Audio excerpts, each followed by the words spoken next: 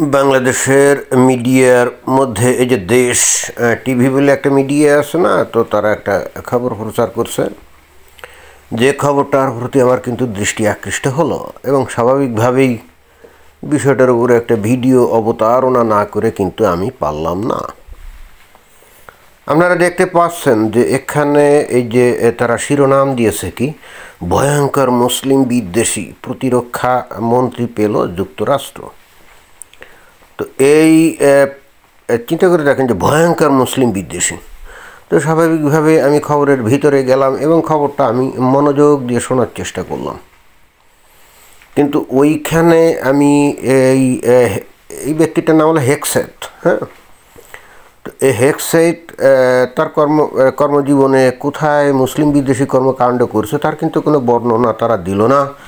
শুধুমাত্র এইটা প্রচার করলো যে এই কংগ্রেসে যখন ওই যে মানে জয়েন্ট যে কংগ্রেসে যে শুনানি হয়, ওদের ডোনাল্ড ট্রাম্প খালি মনোনয়ন দিলে তো হয় না, এদের আবার ওই হিয়ারিংয়ে হাজির হতে হয়, যেখানে ওই সিনেটে আর কি, সিনেটে হাজির হতে হয় এবং সেখানে তাকে জিজ্ঞেস করে যে তার কর্মকাণ্ড কি, তার অতীত কর্মকাণ্ড রেকর্ড নিয়ে তারা হাজির হয় এবং অতীতে কোনো উল্টাপাল্টা কিছু যদি করে, ইললিগাল কিছু করে, তো তখন সেই বিষয়ে তাকে কিন্তু হেস্তনেস্ত করা হয়। এটা এমন না, বাংলাদেশের মতো না যে একজনকে বলল তুমি মন্ত্রী, তো মন্ত্রী, তার অতীত কর্মকাণ্ড নিয়ে কেউ প্রশ্ন করে না এবং তাকে জিজ্ঞেসও করে না যে তুমি যে দায়িত্ব পাইলে এইটা কিভাবে তুমি করবা।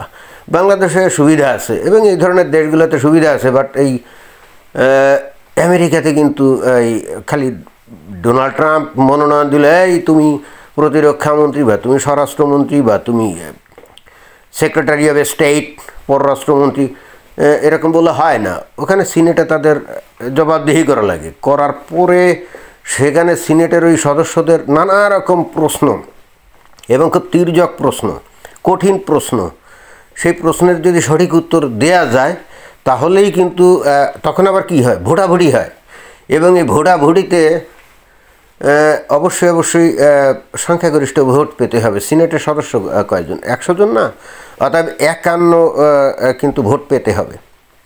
যেমন মার্কো রুবিও, তাকে সেক্রেটারি অফ স্টেট করা হয়েছে না, তো তাকে এরকম জিজ্ঞাসাবাদ করা হয়েছিল, বাট মার্কো রুবিওর রেকর্ড এত ভালো এবং একজন সিনেটর হিসেবেও অত্যন্ত বেশ সুনামের অধিকারী। গত টার্মে কিন্তু ডোনাল্ড ট্রাম্পের এগেনস্টে কিন্তু প্রতিদ্বন্দ্বিতা করছিল যে 16 সালে ওই প্রেসিডেন্ট পদে, আপনারা অনেকেই জানেন। তো এর রেকর্ড সংখ্যক ভোট পেয়েছে, 100টা ভোটের মধ্যে 99টা ভোটই তার পক্ষে পড়ছে সেক্রেটারি অফ স্টেট হিসেবে। তো এখন এই যে দেশ টেলিভিশন যে খবরটা দিয়েছে, এই যে ভয়ঙ্কর মুসলিম বিদ্বেষী প্রতিরক্ষা মন্ত্রী পেল যুক্তরাষ্ট্র, তো হেকসেট, তো ওদের ওই খবরের মধ্যে আমি যে দেখলাম যে সেখানে ওই সিনেটে যে শুনানি হলো সেখানে একটা পর্যায়ে দেখা গেল যে ওই ভোট যখন দিল সবাই, তো 50-50 হয়ে গেছে, 50-50। যদিও অবশ্য 53টা কিন্তু সিনেটর, 53 জন সিনেটর কিন্তু হলো রিপাবলিকান আর 47 জন সিনেটর হলো সম্ভবত কংগ্রেস। এমনকি ওই রিপাবলিকান দলের 3 জন সিনেটরও কিন্তু ওই হেকসেটের এগেনস্টে ভোট দিয়েছে। ফলে হচ্ছে কি 50-50 হয়ে গেছে। তাহলে স্টেলমেট হয়ে যাওয়ার কাজে না। এখানে আবার বিধান আছে যে এই ধরনের হিয়ারিং যে ইয়েটা হয়, সভাটা হয়, ওই সভার সভাপতিত্ব করে কিন্তু ভাইস প্রেসিডেন্ট। যেমন এখন ওই যে জেডি ভ্যান্স, সেই কিন্তু সভাপতিত্ব করছে। তো তখন হচ্ছে কি, যদি এরকম স্টেলমেট পজিশনে যায় তখন এই ভাইস প্রেসিডেন্ট সে কিন্তু ভোট দিতে পারে। তো 50-50 হয়ে যাওয়ার পরে জেডি ভ্যান্স এখন হেকসেটের পক্ষে ভোট দিয়েছে, তাহলে কত হলো, 51 হয়ে গেল, অতএব তার নিয়োগ কিন্তু কনফার্ম হলো। টোটাল খবরের মধ্যে দেখলাম এই বিষয়টাকে ফোকাস করছে এবং এই হেকসেট বস্তুতে একজন সেনাবাহিনীর কর্মকর্তা ছিল এবং গুয়ান্তানামো বে, তারপরে ওই আফগানিস্তান ইত্যাদি জায়গায় ডেপ্লয়েড ছিল এবং সেখানে কাজ করছে এবং অতঃপর সেনাবাহিনী থেকে অবসর নেওয়ার পরে ফক্স টেলিভিশনে বস্তুতে অ্যাঙ্করের কাজ করত। তো এই তথ্যের মধ্যে এইগুলো দিল, কিন্তু ওখানে কোথায় মুসলিম বিদ্বেষী কর্মকাণ্ড করছে এটা কিন্তু একবারও কোথাও উল্লেখ করলো না। এটা আমার কাছে ঠিক বোধগম্য হলো না। শিরোনাম দিয়েছে ভয়ঙ্কর মুসলিম বিদ্বেষী প্রতিরক্ষা মন্ত্রী পেল যুক্তরাষ্ট্র, তাহলে এই ধরনের শিরোনাম দেওয়ার অর্থটা কী? অন্তত শিরোনামের সাথে মিল করে তো 2-4টা কথা বলবে। আমরা বিভিন্ন ইউটিউব চ্যানেল, যারা নাকি ব্যক্তিগত ইউটিউব চ্যানেল আছে, তারা অনেক সময় দেখা যায় যে এই অন্যের কোনো বক্তব্য একটা মানে এডিট মেডিট করে এনে তারা ওই করে তাদের ইউটিউব চ্যানেলে আপলোড করে ভিডিও, সেখানে এই ধরনের বিষয়বস্তুর সাথে সম্পর্কবিহীন আপলোড করে। যেমন ভেগে গেল ডক্টর মোহাম্মদ ইউনূস, তো ওই ধরনের ভিডিও একটা আপলোড করলো, শিরোনামও দিল, হয়তো শিরোনাম দিল এরকম যে ভেগে গেল ডক্টর মোহাম্মদ ইউনূস। এখন আপনি যদি তার ওই ভিডিওটা আপনি চাপ দিয়ে ক্লিক করে যদি আপনি শোনেন, দেখা যাবে যে তার মধ্যে এই ডক্টর মোহাম্মদ ইউনূস যে ভেগে গেল এ ধরনের কোনো খবর নেই, অথবা কোনো এক সমন্বয়ক পালিয়ে গেল, এই ধরনের আছে না দেয়। এখন ব্যক্তিগত যারা ইউটিউব চ্যানেল খোলে, তারা হয়তো ওই মানুষকে একটু আকৃষ্ট করে চমকপ্রদ কিছু একটা বলে, তাদের ধান্দা থাকে যে তাদের ইউটিউব চ্যানেল যেন মানুষ ক্লিক করে এবং শোনে, তাই না? কিন্তু একটা টেলিভিশন চ্যানেল তো এই কাম করতে পারে না, তাই না? এটা তো গেল টেকনিক্যাল ব্যাপারগুলো বা নীতিগত ব্যাপারগুলো। এইবার আমার বক্তব্য হচ্ছে, এইবার আমি যদি তর্কের খাতিরে ধরে নেই যে এই হেকসেথ হে ভয়ঙ্কর মুসলিম বিদ্বেষী।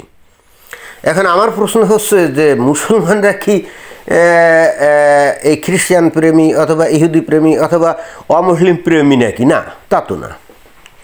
এরা তো অমুসলিম প্রেমী না, যেমন খ্রিস্টান প্রেমীও না, তারপরে ইহুদি প্রেমীও না, তারপরে ওই হিন্দু প্রেমীও না, তারপরে বুদ্ধিস্ট প্রেমীও না, তাই না?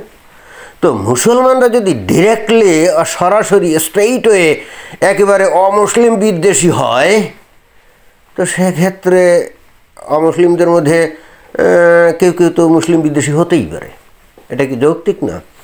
প্রত্যেক ক্রিয়ারই তো একটা সমান একটা প্রতিক্রিয়া থাকে। According to the third law of Newton, every action has the same reaction. তো মুমিন মুসলমানরা কি মনে করে যে তারা একতরফা অমুসলিমদেরকে ঘৃণা করবে, অমুসলিম বিদ্বেষী হবে, খ্রিস্টান বিদ্বেষী হবে, ইহুদি বিদ্বেষী হবে, হিন্দু বিদ্বেষী হবে, বুদ্ধিস্ট বিদ্বেষী হবে এবং সেটা আবার প্রচার করবে তারস্বরে? এমনকি খোদ এই আমেরিকায় যে সমস্ত মুসলিমরা মাইগ্রেটেড আছে, তারাও কিন্তু সেই কাজটা করে, যেটা কিন্তু আমরা গত ওই বছরখানিক আগে আমরা দেখছি, 8-9 মাস আগে আমরা দেখছি না, যে মুসলিম দেশগুলো থেকে পড়তে আসা বিশ্ববিদ্যালয়ের ছাত্রছাত্রীরা তারা ভয়ঙ্কর রকমভাবে ইহুদি বিদ্বেষী স্লোগান দেওয়া শুরু করলো। তো তারা প্রকাশ্যে এসে ইহুদি বিদ্বেষী স্লোগান দিবে, ইহুদি বিদ্বেষী কথা বলবে, খ্রিস্টান বিদ্বেষী কথা বলবে, এবং বাংলাদেশে বর্তমানে আমরা যেটা দেখি ভারত বিদ্বেষী অর্থাৎ হিন্দু বিদ্বেষী ডাইরেক্টলি বলবে। তো সেক্ষেত্রে তারা কি আশা করবে যে তারা অমুসলিমদের প্রতি ঘৃণা মানে পোষণ করবে আর অমুসলিমরা তাদেরকে মানে ফুলের মালা গলায় দিয়ে তাদেরকে ভালোবাসা দেখাবে? বিষয়টা তো একতরফা হতে পারে না। মুসলমানরা যদি অমুসলমানদেরকে ভালোবাসতে না পারে, বন্ধুরূপে গ্রহণ করতে না পারে, একটা পর্যায়ে অমুসলিমরা তো বিরক্ত হবে, তাই না? অমুসলিমরা দেখবে যে আমরা খালি একতরফা মানবতা দেখিয়ে, হিউম্যানিটি দেখিয়ে, আমরা মানব সভ্যতার নর্মস দেখিয়ে অথবা হিউম্যান রাইটসের দোহাই দিয়ে আমরা খালি মুসলিমদের প্রতি ভ্রাতৃত্ববোধ দেখাবো, সহানুভূতি, ভালোবাসা দেখাবো, তাদের অধিকারের প্রতি আমরা খালি সম্মান দেখাবো, আর তারা আমাদের অধিকারের প্রতি ন্যূনতম সম্মান দেখাবে না, আমাদেরকে ভালোবাসবে না, আমাদেরকে বন্ধুরূপে গ্রহণ করবে না, আমাদেরকে ঘৃণা করবে। তাহলে একটা পর্যায়ে এরাও তো অর্থাৎ অমুসলিমরাও তো সেম রিয়াকশান মুসলমানদের প্রতি দেখাবে নাকি? বস্তুত এই বিষয়টা বলার জন্য এই ভিডিওটা করা। আমি জানি না আমার এই ভিডিও থেকে মানুষ কি আপনারা বুঝলেন। আমি মুমিন মুসলমানদেরকে একটা কথা বলতে চাই, আপনারা মনের গহীনে যে অমুসলিমদের প্রতি আপনারা যে ঘৃণা পোষণ করেন বা বিদ্বেষ পোষণ করেন, সেটা তো ব্যক্তিগত কারণে করেন না, এটা তো আসলে ধর্মীয় বাণী থেকে আপনারা শিখেই কাজটা করেন, তাই না? আর অমুসলিমরা করে কি, তাদের ধর্ম এত চর্চা করে না। যেমন হিন্দুরা তাদের ধর্ম তেমন চর্চা করে না, খ্রিস্টিয়ানরা বা ইহুদিরা অথবা বুদ্ধিস্ট এরা চর্চা করে না। যারা নাস্তিক তারা তো আদৌ কোনো কিছু করে না, তারা অন্য মানুষকে ভালোবাসে, সম্মান দেখায়, সহানুভূতি দেখায় বস্তুত হিউম্যানিটির কারণে। Their sympathy and love for Muslims based on pure humanity. কিন্তু আপনারা যখন অর্থাৎ মুমিন মুসলমানরা আপনারা যখন অন্যের সাথে আচরণ করেন সর্বপ্রথমে আপনারা তার আইডেন্টিটি খোঁজেন যে সে মুসলমান নাকি অমুসলমান, বুঝছেন? কিন্তু একজন অমুসলিম অথবা নাস্তিক সে কখনো আপনার আইডেন্টিটির উপর ভিত্তি করে আপনার সাথে আচরণ করে না। And this is the fundamental difference between a Muslim and a non Muslim. আপনারা যতদিন অন্য মানুষের সাথে আলাপ আলোচনা মেলামেশার ক্ষেত্রে ওই ধর্মীয় পরিচয় নিয়ে মাথা ঘামাবেন এবং এভাবে আপনারা আচরণ করে যাবেন, ততদিন কিন্তু আপনাদের প্রতি এই অমুসলিমদের বিদ্বেষে কিন্তু বাড়তে থাকবে। এটাই অর্থাৎ every action has a same reaction according to the third law of Newton. এইটা কিন্তু মনে রাখতে হবে। তো এটাই ছিল বক্তব্য। পরিশেষে সবাইকে অনুরোধ করব আমার এই ছোট্ট চ্যানেলটাতে একটু সাবস্ক্রাইব করে দিবেন, তাহলে এই ধরনের ভিডিও আপনারা পেতে থাকবেন, আমি অনুপ্রাণিত হব। ধন্যবাদ।